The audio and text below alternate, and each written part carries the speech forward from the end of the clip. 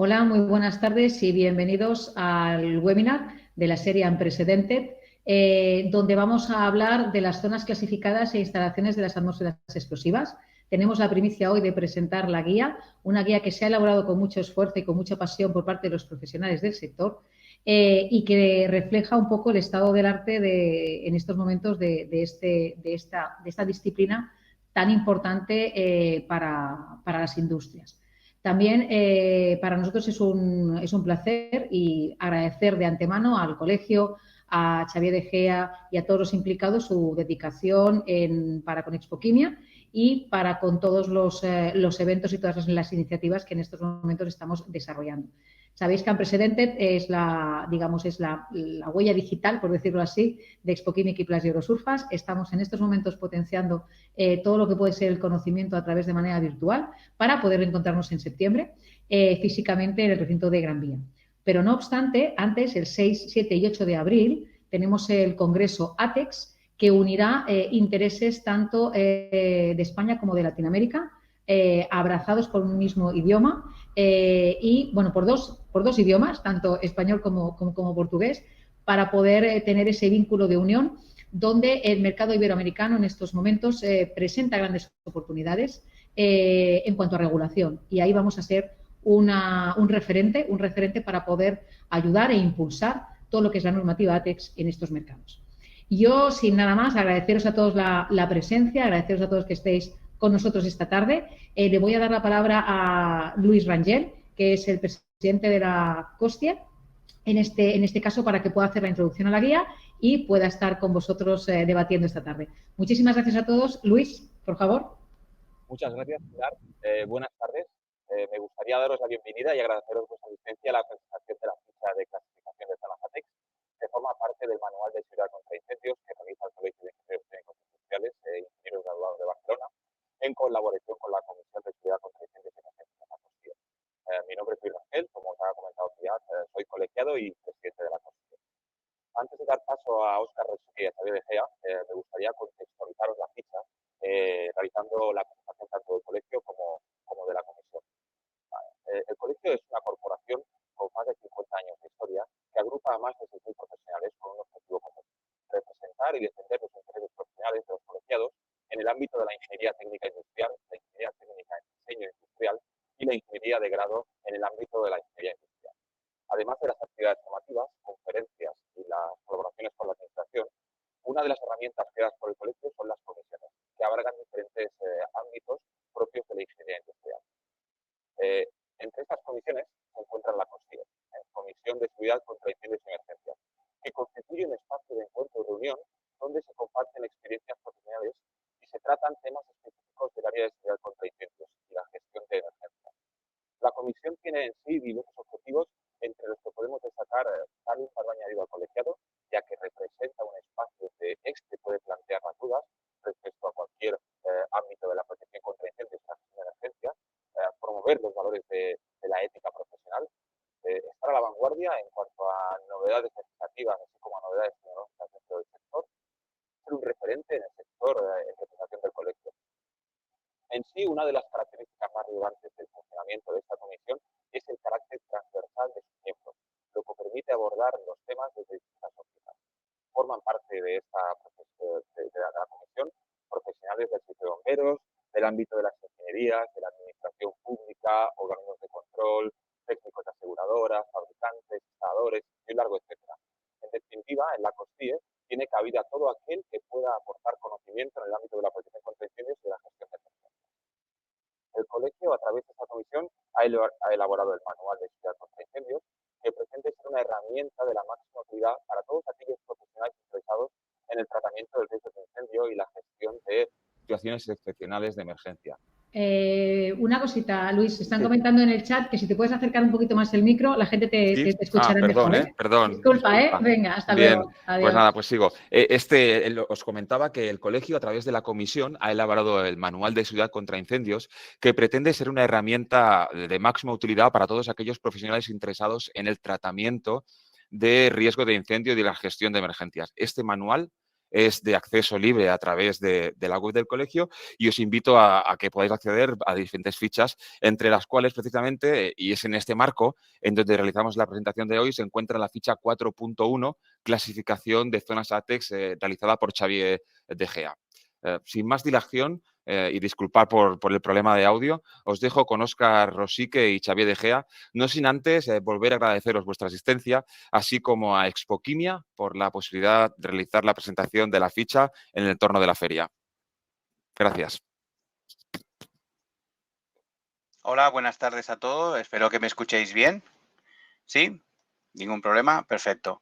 Vale, entonces, como tal y comentado Luis, muchas gracias por darme pie, Luis, y buenas tardes a todos y gracias por apuntarse a esta presentación que se va a realizar de la ficha 4.1 de clasificación de zona ATEX perteneciente al Manual de Seguridad contra Incendios de Engineers BCN. Mi nombre es Óscar Rosique y antiguamente era el presidente de la COSCIEI, que como bien ha dicho Luis, es una asociación, una comisión dentro del grupo de Engineers BCN relacionado con el tema de la seguridad contra incendios y emergencias, en la que la preocupación y el trabajo de esfuerzo de muchos profesionales relacionados con el tema de contraincendios intenta mejorar día a día toda la información y cualquier inquietud que haya relacionado sobre este aspecto. ¿Vale? También agradecer a Pilar Navarro como directora de Expoquimia por darnos esta oportunidad y a la COSCIEI de Engineers BCN por apoyar el proyecto del Manual de Seguridad contra Incendios. Sobre todo también quería agradecer al ponente Xavier de Gea, que veremos a continuación, por su esfuerzo y dedicación para esta ficha salga a la luz. El Manual de Seguridad contra Incendios, en principio, fue una iniciativa de la COSCIEI y que pretende ser una herramienta útil para la formación de los profesionales vinculados al sector de la seguridad contra incendios. Este manual es de libre acceso para todo el mundo y está disponible en la página web, tal y como ha comentado Luis, del colegio para poder descargarse diferentes fichas en formato PDF. Este manual en sí, relacionado con el tema de contraincendios, está dividido en 6 familias de ámbitos diferentes, pero siempre con un denominador común, que es la seguridad contra incendios. Podemos encontrar familias tales como la protección pasiva, la protección activa, pasando por temas como la autoprotección y emergencias, las normativas y certificaciones, pero también causas de investigación de incendios y explosiones. Y evidentemente el tema que vamos a tratar hoy, llegando a instalaciones y reglamentación específica, en el que es el tema que trataremos en función a la clasificación ATEX.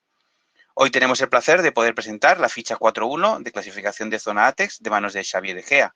Permitidme hacer una pequeña introducción, ya que Xavier de Gea es licenciado en Ciencias Químicas en la Universidad Autónoma de Barcelona y también es miembro del Comité Europeo CENI Nacional. Posee, evidentemente, una amplia experiencia y conocimiento en el mundo de la prevención y protección de explosiones, siendo autor de manuales y libros especializados en instalaciones industriales. Y también, por supuesto, realizando varios artículos de reconocido prestigio, que es por ello es un honor para nosotros el poder contar con él para esta ficha.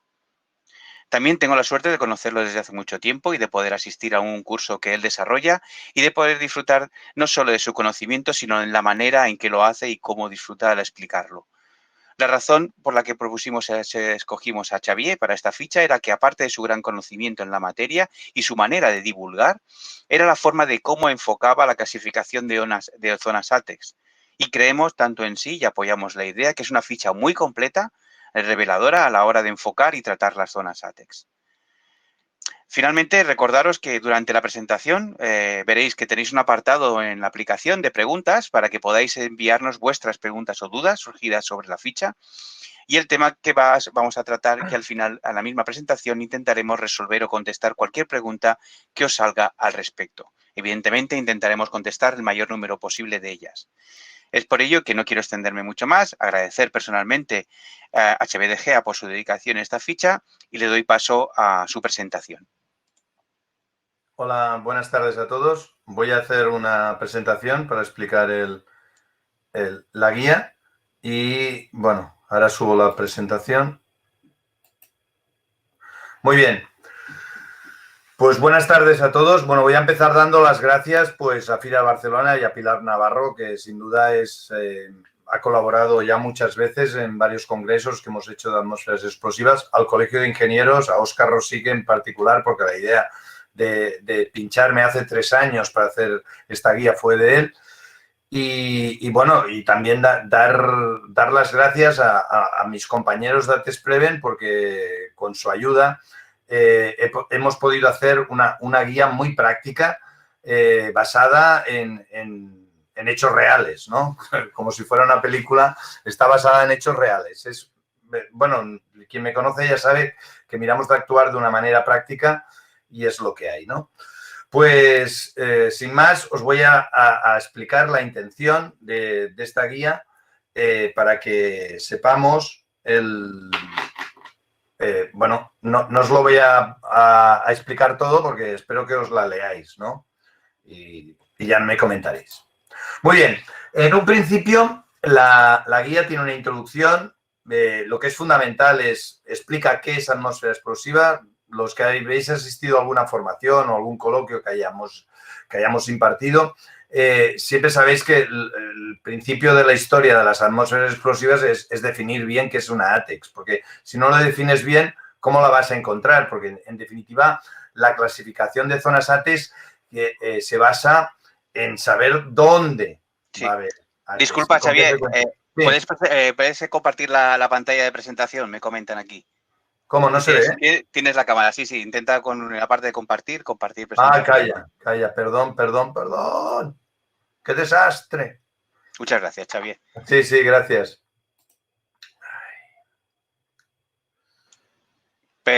Ahora sí, la pantalla. Sí, va. Perdón. Bueno, pues esto es lo Perfecto. que hay. Perdón, sí, ahora se ve. Yo había empezado aquí. Bueno, os decía, la guía tiene estos 4 puntos. Son una introducción de definición y de concepto y de lo que será el enfoque.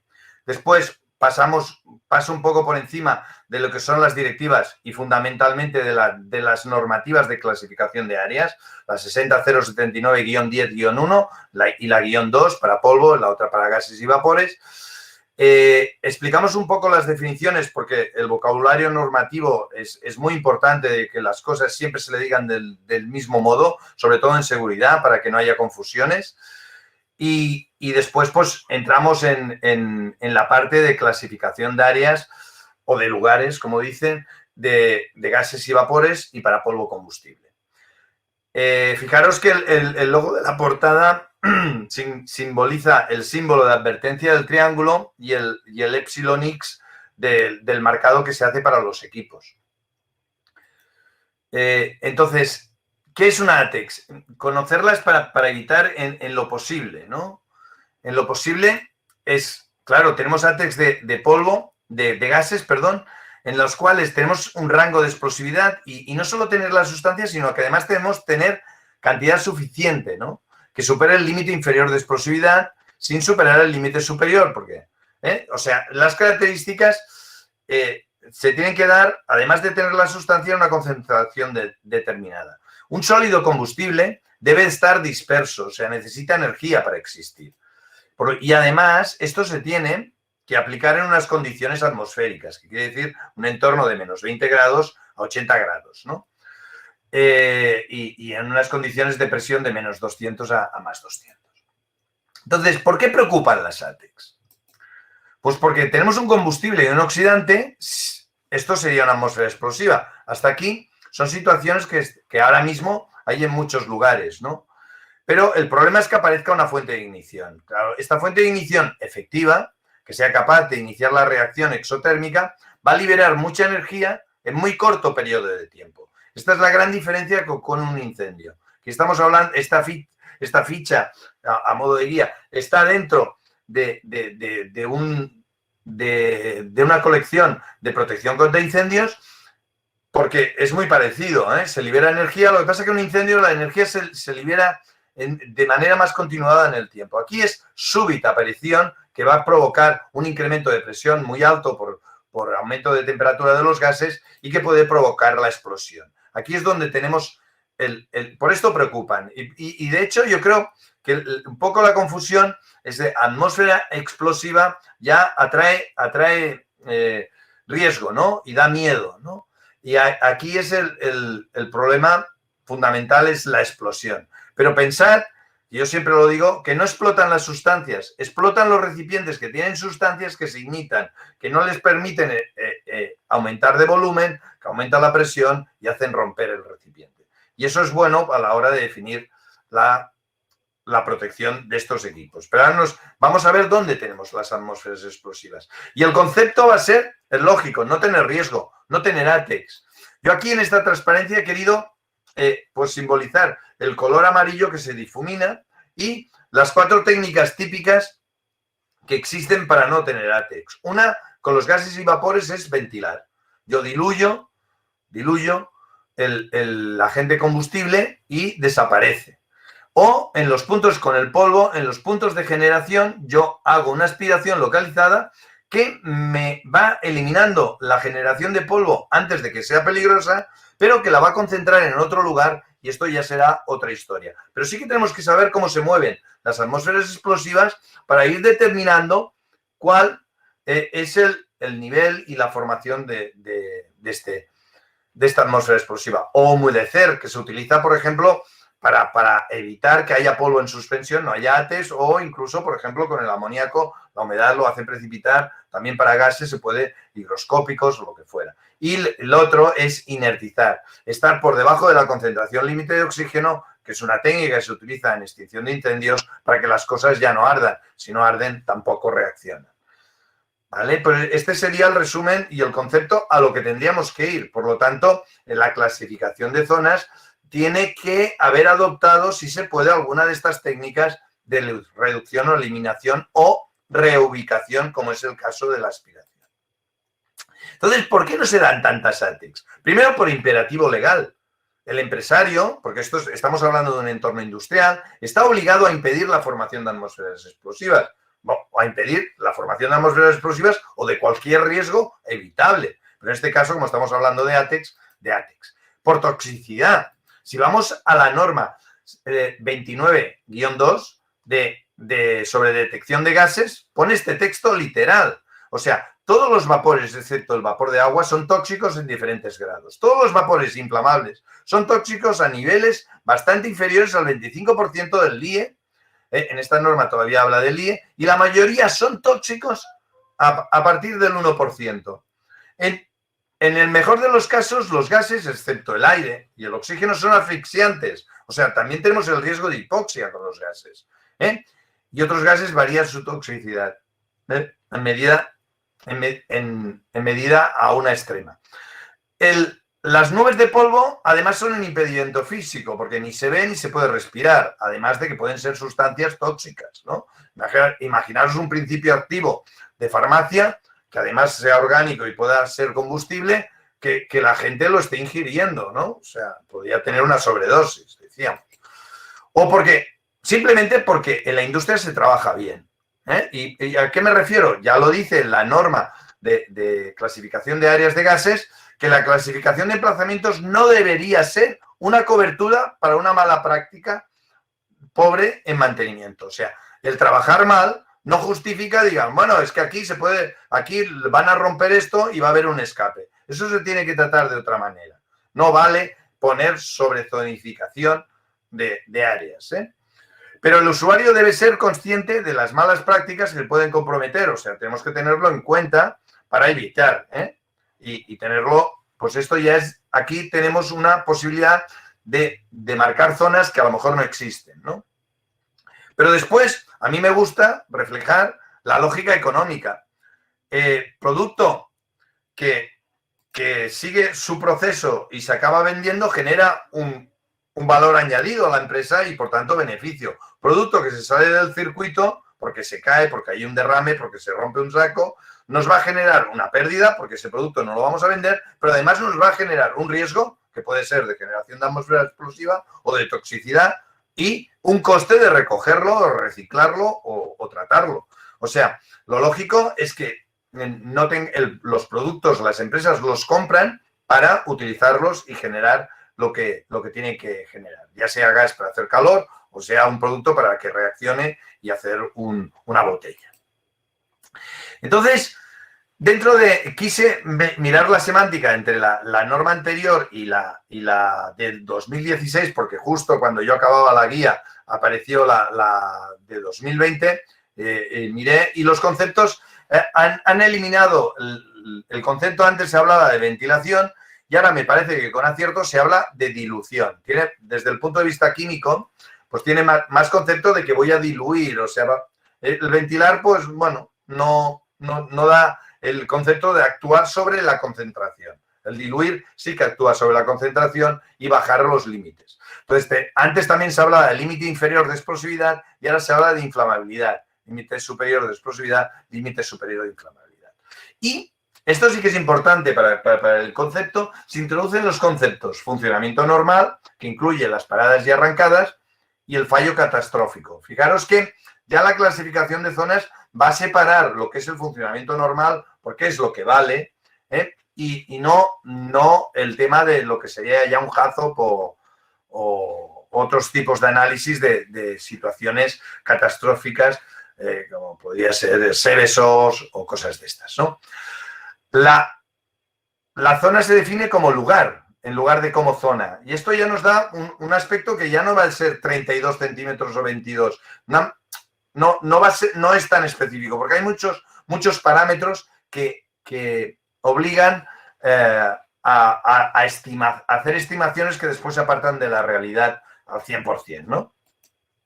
Entonces, lo que no tenemos que perder de vista es saber para qué sirven las zonas. ¿Para qué utilidad tiene que yo diga que esto es zona tal o zona cual, ¿no?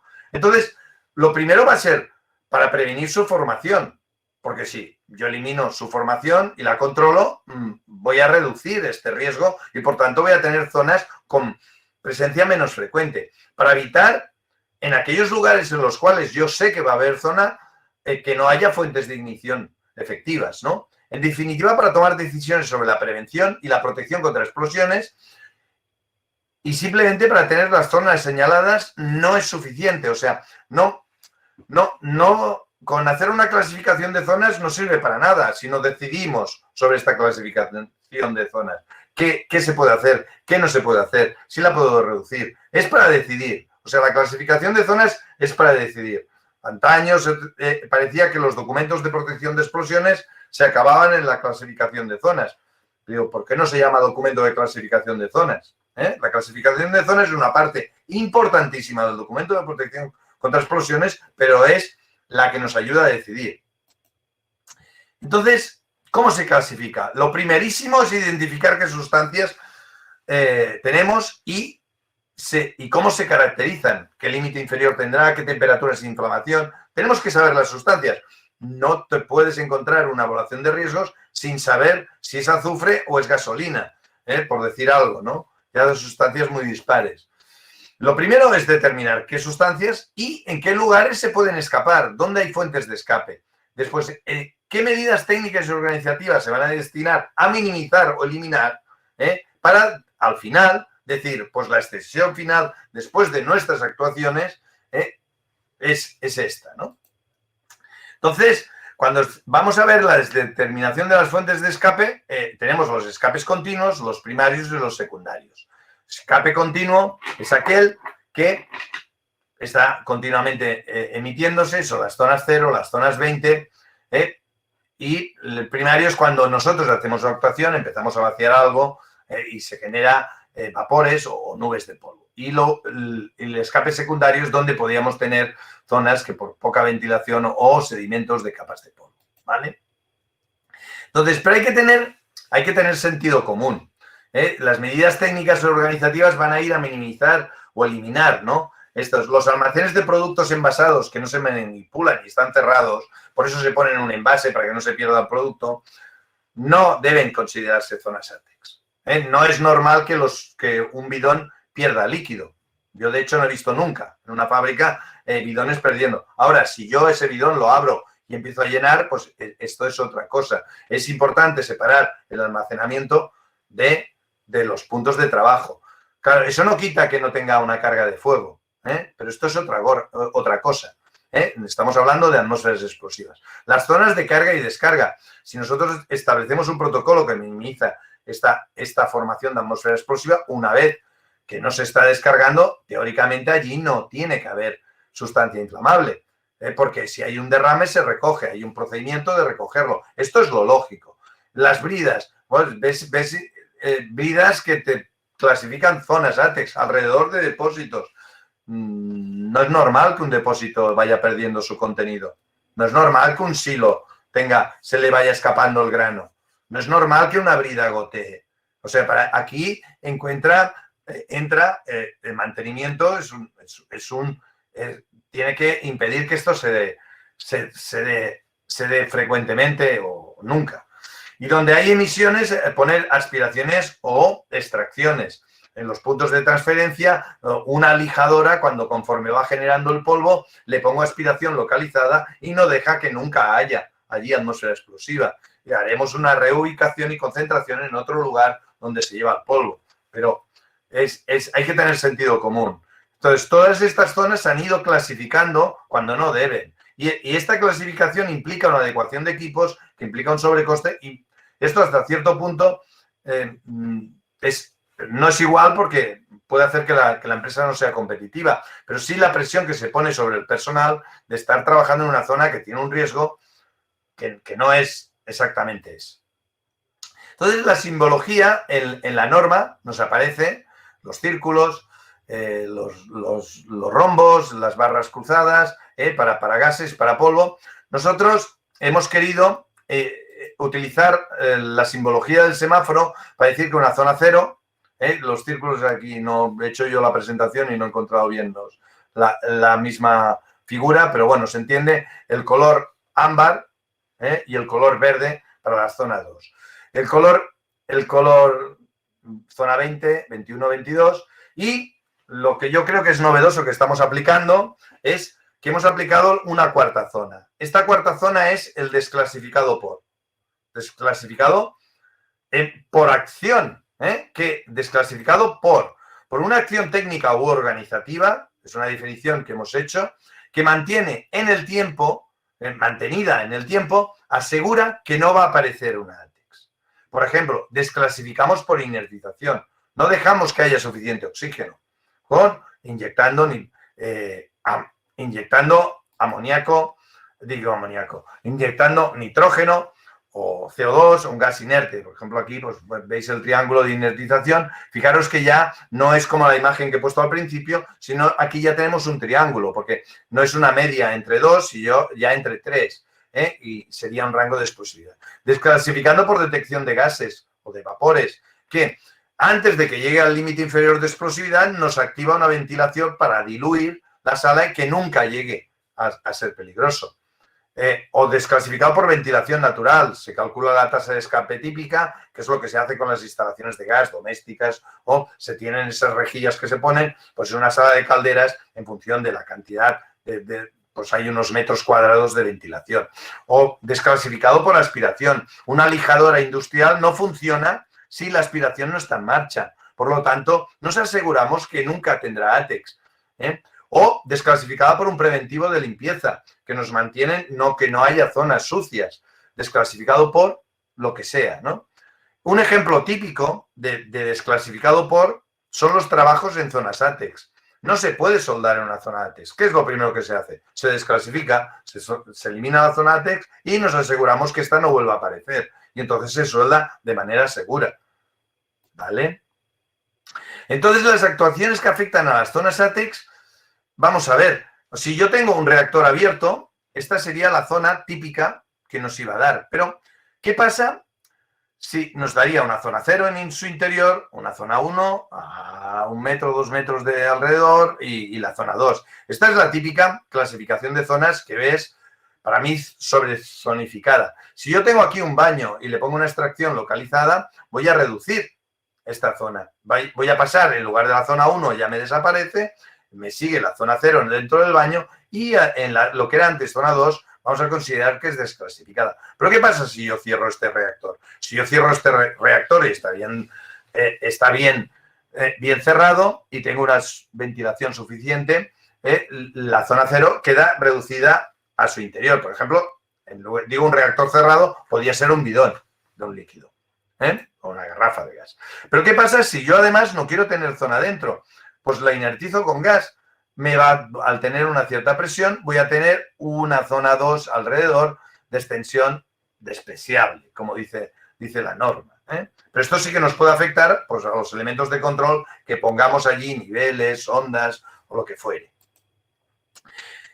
Entonces, si lo miramos en sólidos, yo tengo un vaciado de sacos, vacío los sacos y si no tengo sin aspiración, pues el trabajador está expuesto, esto no está permitido, sería una zona 2 así, una zona 21 en su interior. Si yo ya pongo una aspiración, el flujo de aire que me entra me va metiendo el polvo para adentro, que parece más lógico porque además recupero el producto. Pero si además yo implemento un preventivo de limpieza, cuando se ha acabado de limpiar, yo recojo el polvo que pueda salir con el resto del saco, tengo la zona ya desclasificada por preventivo de limpieza. En el tema de los gases y vapores tenemos que tener en cuenta la densidad relativa, ¿no? Hay gases que pesan menos que el aire, que se van a ir hacia arriba. Pues aquí unos cuantos valores de densidad relativa. Hay que tenerlo muy en cuenta para definir por dónde voy a ventilar o dónde voy a poner los detectores para que me avisen, ¿no? Y los que pesan más van a ir hacia abajo. Todos los líquidos inflamables, sus vapores son más densos que el aire. Por lo tanto, cuando yo abro un recipiente de un líquido que contiene un líquido inflamable, los vapores se quedan dentro, no salen, no nos inundan la sala. Lo tendría yo que empezar a calentar o a empezar a llenar y saldrían y entonces se irían hacia abajo como si fueran líquidos, como si rebosara el líquido. Aquí, bueno, he hecho una transparencia, el dibujo es mío, es bastante... bueno, no está... Mejor no lo he sabido hacer. Tenemos gases más ligeros que el aire, vamos a poner la detección arriba. Gases más pesados que el aire, los vamos a poner abajo. Si son gases de flotabilidad parecida al aire, los vamos a poner... O si ponemos... Esto estamos hablando de ATEX, pero si hablamos de tema de toxicidad o, por ejemplo, en una sala que se inertiza, los detectores de oxígeno tienen que estar a la altura de la cabeza de las personas para avisarnos de la concentración de oxígeno que respira la gente cuando pasa por ahí. Entonces, ¿cómo se clasifican los gases? Los gases, el fundamento es primero, tenemos que determinar qué tipo de escape, ya sabemos qué gas es, porque es fundamental para la extensión, si es un escape continuo o primario o secundario, qué frecuencia nos va a dar, es lo que nos da, y la eficacia de la ventilación, porque aquí hay que tener en cuenta la ventilación desde el principio para ver si hay una dilución media, baja o alta. No me quiero extender mucho en esto porque esto es bastante más largo, ¿no? Pero tenemos estas zonas, que sepamos que tenemos las zonas 0, 1, 2 y que vamos a tener que tener en cuenta el límite inferior de inflamabilidad y que podemos aplicar el concepto de desclasificado, por ejemplo, por ventilación forzada combinada con una detección. Una sala de calderas de gas tiene un detector de gas que se activa la ventilación al 15% del LIE y al 30% del LI, aún me sale el LIE, corta el suministro con una válvula que está fuera de la sala, con lo cual es una situación, para mi modo de entender, más segura.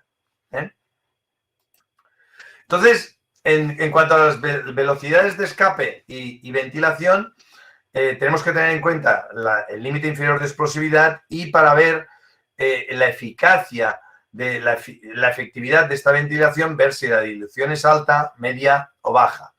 Alta es la que es eficaz, que elimina. La media es que nos reduce la extensión y cuando la fuga, el escape se acaba, es capaz de eliminarlo y la baja es que no es eficaz y por lo tanto va a generar una atmósfera explosiva. Hay que tener en cuenta que podemos tener ventilación natural vía aberturas cruzadas o simplemente porque está en el exterior o ventilación forzada con un ventilador de estos que fabrica Sodeka, por ejemplo. Tendríamos, pues aquí, ahora, en lugar de ecuaciones, nos aparecen estas gráficas que nos van, basadas en los cálculos y tal, nos van a decir qué características tiene el escape y ahora, muy rápido, os voy a explicar unos ejemplos para que veáis, pero hay más ecuaciones que aplicar para poner que tenemos. Entonces, la disponibilidad de la ventilación, pues, si es buena, la tenemos de manera continuada, si es justa, se espera que funcione, que en funcionamiento normal y se permite alguna interrupción, y es mala cuando no cumple y no hay ventilación, son lugares sin ventilación, por ejemplo, dentro de un depósito. Sería lo que sería lo suyo. Y esta sería, que le hemos dado un poco de color a lo que en el anexo de la norma de clasificación de zonas nos habla de efectividad de ventilación y el grado de dilución y la disponibilidad. Y en función del grado de escape. Tenemos aquí esta matriz en la cual, en función, la gracia está en decir si la dilución es alta o es baja o es media. Y para esto nos van a ayudar las normas para decir si va. Y si la disponibilidad es buena, también nos ayudan las normas. Nos ayudan las ecuaciones que aparecen en esta norma. Pero lo que nos dice el sentido común, que si yo soplo más, pues al final diluyo más. Si la dilución es baja, al final tengo una zona ATEX en un lugar y puede ser peligroso, ¿no? Por ejemplo, con ventilación normal de aire, un edificio con aberturas, tengo una dilución media y justa, nos va a dar una zona 2 rodeada de no zona. Pero si yo estoy en un sótano, por ejemplo, sin ventilación, esta pequeña fuga al final me inundará toda la sala porque no ventilo. Y aunque es un escape secundario de una brida, al estar en una arqueta cerrada, pues nos puede dar una zona 0 o una zona 1, una zona 0 alrededor con una zona 1. En la ventilación de un edificio con ventilación artificial tengo una dilución alta, buena, escape secundario. Cuidado que podemos tener ángulos muertos y la ventilación hay que instalarla bien. Hay que tener en cuenta, pues una ventilación forzada, que no nos queden estos espacios que podían provocar aquí la aparición de atmósfera explosiva por tener un espacio muerto. Entonces he puesto aquí, había a veces una brida con poca ventilación, ¿vale? De dilución media, con buena disponibilidad y un escape secundario. Esto nos da una zona 2. Con lo que tenemos que ir a buscar una brida que esté con buena ventilación. Esto nos va a dar una dilución alta, con buena disponibilidad. Secundario nos va a dar una zona no peligrosa, o sea, desclasificada o no peligrosa. Nosotros le hemos llamado desclasificada, con una zona 2 de extensión despreciable. Que esto es lo que afecta después a los detectores. Pero no va a haber una explosión, podría haber un conato de incendio, porque la cantidad de producto va a ser poca. Y bueno, ya acabando, pues vamos a ver los polvos combustibles. O sea, yo cojo un big bag, lo empiezo a vaciar y me generaría polvo. Pero si yo pongo una extracción localizada, este polvo no lo voy a... Si está bien dimensionada, es importante que la instalación esté bien hecha y bien dimensionada, porque no vale simplemente coger una cantidad de polvo, tampoco no demasiada, porque este producto también queremos que no lo arrastre la corriente, tiene que estar bien adecuado. El problema de los polvos es la aparición de capas de polvo.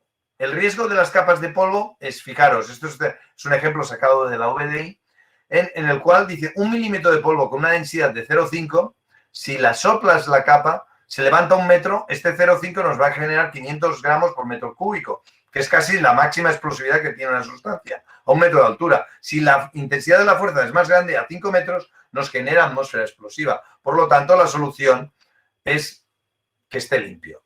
Aquí hemos definido 3 niveles. El nivel 1 de aspiraciones localizadas de manera continua, que evitan que se forme la atmósfera explosiva en los puntos de trasiego donde se genera, donde se corta, donde se lija, donde se pule, donde se troquelea, donde transferimos, descargamos un camión de cereal, o donde estamos vaciando líquidos.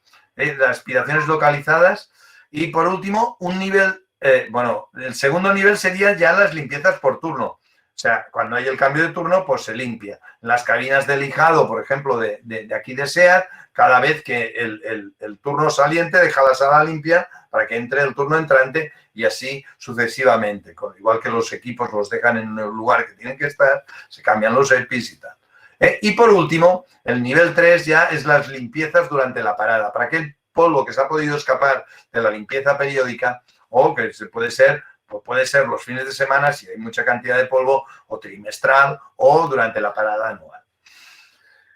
Y esto en el anexo de la norma no he puesto aquí el lugar, pero bueno, sale el nivel de limpieza bueno. Es que no vale tener la fábrica sucia.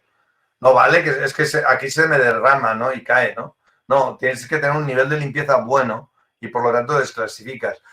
¿Cuánto de bueno? Pues para no tener riesgo. O sea, si yo tengo un escape continuo porque allí estoy descargando continuamente cosas, pues tengo que poner la suficiente aspiración que se me lleve el polvo a un lugar que ya lo tenga controlado, debidamente protegido, con paneles de venteo, aislado, el filtro, con su aislamiento para que no vuelva. Y los 3 niveles nos tienen que llevar a este punto. Entonces, como conclusión, y con esto ya acabo, no por sobrezonificar se está más seguro. El exceso de celo en seguridad puede forzar el accidente. Y es el enfoque que hemos querido dar en esta guía, ¿no? En esta guía hemos querido decir que hay que ser muy riguroso en las zonas que de verdad son. Y yo estoy dando el enfoque desde el punto de vista de las personas, de las personas que están. Los equipos, podemos nosotros poner equipos marcados ATEX para asegurarnos aún más, pero en un entorno que no es una zona ATEX.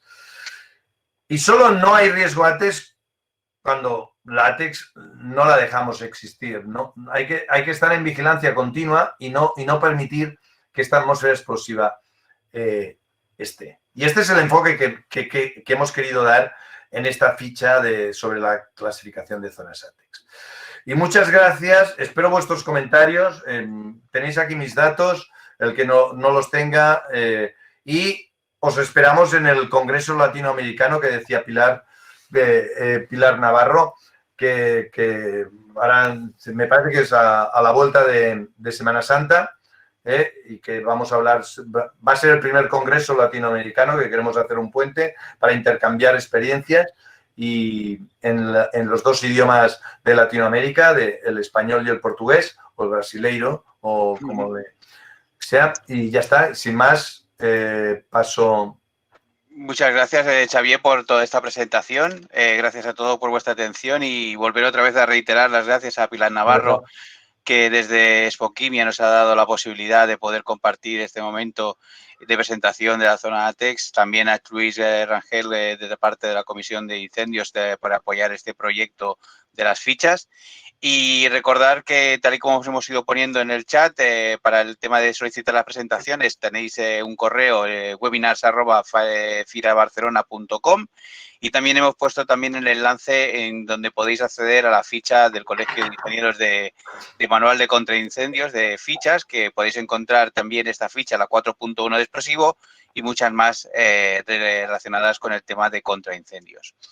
Agradeciéndote, Xavier, tu explicación y tu gran exposición. Entiendo que, dado el tiempo que tenemos para explicar todo el contenido extensivo que es la ficha, es complicado. No sé si me he pasado, Pero bueno, es un pie que yo creo que es muy interesante de tratar. Es por ello que ahora entraré en la parte de preguntas, iré comentando las preguntas que hemos ido recibiendo durante esta presentación, ¿vale? Por ejemplo, empezaríamos, con Pablo Díez, que nos comenta si es posible desclasificar una zona ATEX aumentando el número de renovaciones hora de aire de todo el volumen de una sala.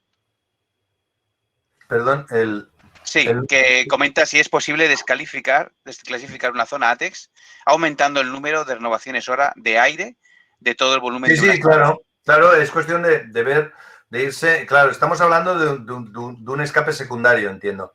Es decir, en caso de un escape secundario siempre se puede desclasificar toda la zona.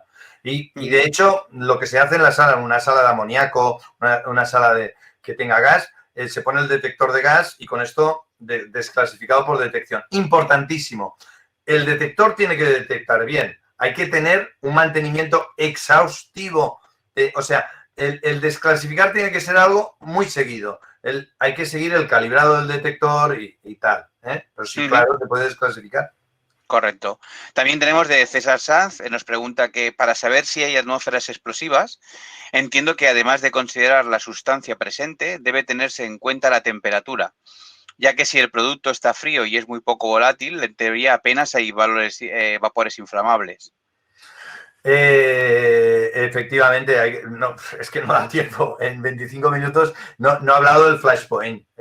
Sin duda hay que tener en cuenta el flashpoint. Igual que hemos dicho en condiciones, una sustancia que no es inflamable se trata no inflamable quiere decir 55 grados. Si yo caliento, el condición ambiente es hasta 80, se considera el tema de que estamos hablando de ATEX de las zonas. Si yo caliento el gasoil a 70 grados, tendré ATEX de gasoil. Sí, hay que tener en cuenta el flashpoint, sí señor. Con lo que también entiendo que, por ejemplo, es tener en cuenta, por ejemplo, de qué país estamos hablando, de las temperaturas normales que pueden haber, en país nórdico. Claro. Sí, en Estados Unidos aún el flashpoint es más bajo, ¿no? Por eso. Entonces, comenta David Nieto la pregunta de cómo podemos eliminar la subjetividad a la hora de definir las zonas ATEX. Pues la subjetividad, es pregunta de ingeniero. Quiere decir cuántos milímetros de zona. Es difícil. Subjetividad es como una norma. Una norma que la lea una persona que no tiene experiencia sobre el tema va a ser malo. Bueno, no va a ser malo, va a ser megateórico y a lo mejor puede ser inviable. Es difícil, ¿eh? Es que en las ecuaciones, ves, hay muchas variables y tienes que acabar tomando estimaciones.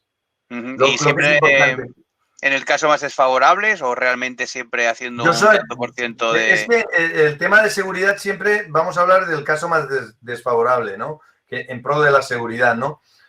Pero es que en tema de ATEX, yo considero, de verdad, el sobrezonificar genera problemas. Genera problemas, pues hace que las instalaciones sean muy complejas y no está justificado. No está justificado en la mayoría de veces. Es difícil, no se puede. La podemos ir acotando, por eso digo, lo mejor es atacar, no tener ATEX y entonces no tendremos ese problema. Vale. A ver, Miguel Puncernao nos comenta que cómo se considera un bidón o un tontac cuando se cae y se rompe. ¿Eso ocurre? ¿Qué zona es? Entiendo que también es una cosa eventual o una... Lo he puesto. Hola, Miguel. Gracias por la pregunta. Cuando se cae, esto es una falta de procedimiento. O sea, no voy a poner la instalación ATEX porque se puede caer un bidón. Entonces, tienes que tener un procedimiento de recogida. O sea, lo puedes poner, pero ¿qué decir? Decir que por allí circulan bidones y por eso lo dice específicamente y lo he puesto en una frase. La mala praxis o el accidente no condiciona las zonas ATEX. Hay que tenerlo en cuenta, para que no haya problemas. Entiendo que sería... ya más en el campo de incendios. Sí, en cambio de incendio, el tema de protección de emergencias o equipos de primera intervención y a partir de ahí, dependiendo del bidón y del tipo de bidón que estemos hablando, se hace un procedimiento, igual que se hace, por ejemplo, cuando hay un derrame de un bidón en un tanque en camión en transporte, digamos que los bomberos ahí a partir de ahí tienen ya unos procedimientos en función al líquido, al tipo de derrame que se pueden encontrar. Perfecto. Tenemos a José Yanez, que se ha comentado algunos aspectos que responden a la lógica, pero ¿está apoyada por alguna guía o norma? Por ejemplo, el caso de envases cerrados no clasifica el lugar. Acaban de publicar el Colegio de Ingenieros Técnicos una guía. Está basada en la experiencia y lo que hacemos en las plantas para poder trabajar de la manera más segura. Y está sacado de las normas. O sea, la norma y lo que hemos pretendido es escribir una guía. Es esto, ¿no? Vale. Paul Hernández pregunta si realmente sobre dónde se puede encontrar una guía sobre documento ATEX, pero relacionado con el sector alimenticio o más en concreto con el sector cárnico. Pues en Google. ¿Sí? En Google tú pones buscar y lo encontrarás. Ahora mismo no te lo sé decir. Yo lo que haría es buscarlo en Google. Perdón. No. Vale, tenemos a Josep Casal que pone sistema de aspiración de polvo, ¿cómo se realiza su clasificación ATEX? ¿O es un momento en concreto que especifica más bien la norma? No he entendido la pregunta. El sistema de aspiración de polvo, ¿cómo se realiza su clasificación ATEX? Sistema de aspiración, en lo que se refiere al aspirador en sí. Me entiendo que sí. El tema por limpieza, bueno, es el grado de dilución. Es que dentro de la guía he puesto un ejemplo. Hay un ejemplo sobre captación de polvo en función de... Hay un ejemplo al principio en el cual podemos ver los filtros. Hay filtro de una envasadora, no exvasadora, que va cogiendo muy poco polvo. O un filtro que recoge el polvo de una granjeadora en una farmacéutica. Coge muy poco polvo. Si haces la media entre la extracción y tal, es ver la concentración que tienes de polvo. No es lo mismo que un filtro de producción a la salida de un molino de carbón que tiene unas concentraciones muy altas que uno que coge polvo residual. Perfecto. ¿Vale? Ángel, es difícil muy algo, ahora. ¿no? Vale. No, a ver, igual que aquí, por ejemplo, Ángel Lizao nos comenta que cuál es el anexo de la norma en el cual se especifican los niveles de limpieza de las instalaciones. Bueno, más que bien decirle el anexo sería ver exactamente que la norma sí que lo incluye y que el anexo... No, está puesto en la norma. Ahora el anexo, coges la norma, es corta, no sé si tienes 70 páginas. Vale, o sea que está dentro de la norma y hay un apartado específico donde se ponen los niveles de limpieza. Sí, lo dice la norma. Ahora, limpiar, para gente, hay gente que para ellos, si no brilla el suelo, no está limpio, y otros son más tolerantes, ¿no? Vale. Miguel Ángel de Berja comenta de qué tipo de EPR es necesario para trabajar en zonas clasificadas como ATEX. ¿Qué tipo de? EPR. Equipo de protección personal. Seguramente. Porque existen lugares donde no sea necesario el EPR, no sé si son equipos de primera o... No lo entiendo. Pues... Bueno, sí, si puedes ponerlo luego... a ver si tenía la pregunta por aquí. Coméntalo por el chat y vemos, no sé. No sé qué quiere decir EPR. Me has pillado. Vale. Tenemos a... Vale. Carlos Federico, por ejemplo, entiendo que es necesario contemplar la posibilidad de fallo en los sistemas de dilución forzada o detección de fugas o aumentar la seguridad de estos sistemas. Por ejemplo, redundancia. Por ejemplo. Podría ser, sí, claro. Pero esto ya forma parte del SIL o de las medidas que podríamos... De la instalación, igual que, sí, por ejemplo, claro, protección de depende del incendios... riesgo que tengamos, sí. Vale. Pero piensa que la ventilación realmente solo vale si tengo detección, ¿no? O te aseguras ya una tasa de ventilación brutal y cuando falla un motor entre otros en marcha. Es redundancia, sería, sí. Bueno, a ver, también entiendo, por ejemplo, con lo que has explicado, de que también hay un punto de que tú tienes la instalación hecha, pero también depende el nivel de exigencia que tú quieras darle. Ahí está, pues el aumentar el tema del mantenimiento o el duplicar los sistemas o hacerlo redundantes para que sea más fiable. La empresa, sí. Pero sí, es una buena. Si no te fías tan de los ventiladores que fallen, también el mantenimiento preventivo hace mucho, para que no fallen las máquinas. Y hacer un mantenimiento más, digamos, más riguroso en ese sentido, claro. ¿No? No esperar que falle, sino ya anticipar. Correcto. Lourdes Martínez habla de que estamos hablando de temperaturas entre menos 20 a 80 grados y humedad. ¿Y qué rango? A menos... ¿Cómo? Estamos hablando de menos 20 grados a 80 grados centígrados. Sí, esto es lo que, bueno, las condiciones ambientales, que se considera con temperatura ambiente. EPR, ahora he visto aquí en el chat que es equipos de protección respiratoria. Ah, vale. Es de Enrique Ruedas. Hola, Enrique. A ver, ¿cuál era la pregunta? ¿Te acuerdas? Sí, ahora la busco, no te preocupes. Vale. En principio lo que hablaba es decir que en cuanto a... Vale, ¿qué tipo de equipos de protección de respiración son necesarios para trabajar en zonas clasificadas como ATES? ¿Existen lugares donde no sea necesario estos equipos de...? Yo no, vamos, un equipo de respiración autónoma, ya me parece que rizar el rizo. Ese porque hay un producto tóxico, entiendo. Entiendo tóxico, porque si es que no hay oxígeno ya no arden las cosas. Si es para protegerte contra la hipoxia... Si por ejemplo tienes sulfídrico y tal y es tóxico, tienes que ir con respiración autónoma, vamos, yo creo que no hacen falta que sean ATEX, porque supongo que irás con detector de gases y puedes detectar el nivel de explosividad.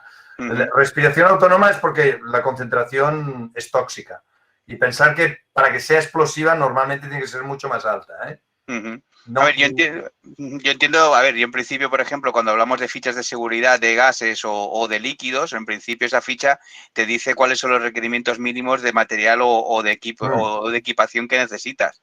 con lo que realmente esa ficha te estipulará, dependiendo del tipo, si es tóxico, corrosivo o realmente Bueno, qué pero tipo desde el punto de de... vista de ATEX, yo creo que no sería. Por eso. Están pidiendo, yo la presentación en PDF no tengo ningún problema, me la pedís y os la enviaré, incluso en la web de mi empresa la colgaremos. Sí, La a ver, he pondréis, la puesto, podéis coger. sí, en cuanto a las Y presentaciones, esto. en principio hay una dirección de email. Le hemos puesto Y ya el a todos webinar. los que habéis asistido os enviarán un enlace para que podáis ver todo esto en diferido y desde principio a final.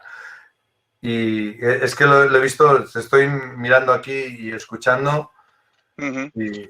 Vale, a ver, en principio, para buscar otra pregunta más, He visto una pregunta por ahí que preguntaban si soy partidario, Javier Telmo, si soy partidario de las metodologías, no sé si me cuelo yo ahora, de las metodologías cuantitativas de la clasificación de zonas ATEX.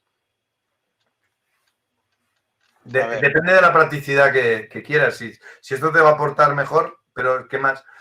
Yo la clasificación de zonas la utilizaría para poner los equipos fuera de zona. No simplemente porque son más baratos, sino porque te aporta más seguridad. Si yo saco el tema fuera, estoy más seguro. Entonces, la cuantificación, yo en este aspecto sí que exageraría hasta dónde me podían llegar las sustancias para sacar los equipos fuera. Pero también hay una costumbre de poner la botonera o la maniobra allí tocando a donde pueda haber contacto. Correcto. Pues no sé, a ver, son y 57. No sé si hacemos ya la última pregunta. No nos cobren más. Hacemos la última pregunta. ¿Sí, ¿vale? las hemos respondido todas o...? No, a ver, Bueno, quedarán unas gracias. cuantas. Bueno, pues estoy muy contento, Vale. Estoy muy Sí, contento y gracias. No he visto cuántos habéis llegado a estar, pero he fallado la porra que decía que íbamos a ser 403 seguro. Creo que hemos llegado a 348. Entonces pues ya podemos afinado, Luis, llega para Luis la ha un clavado. café. Ha dicho 358, me parece, o algo así.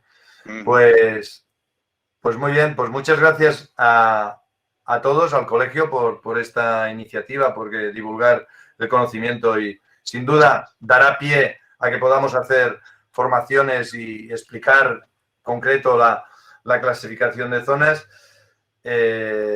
Y bueno, gracias a la FIDA de Barcelona por darnos estos medios para poder llegar y ya me dirán de cuántos países hemos estado, pero pensar que aquí está, ahora aquí es la tarde, pero hay gente que está a la mañana o están a punto de comer y muy bien, me cuesta, he visto a Nicolás por ahí, saludos a Brasil, a Argentina también.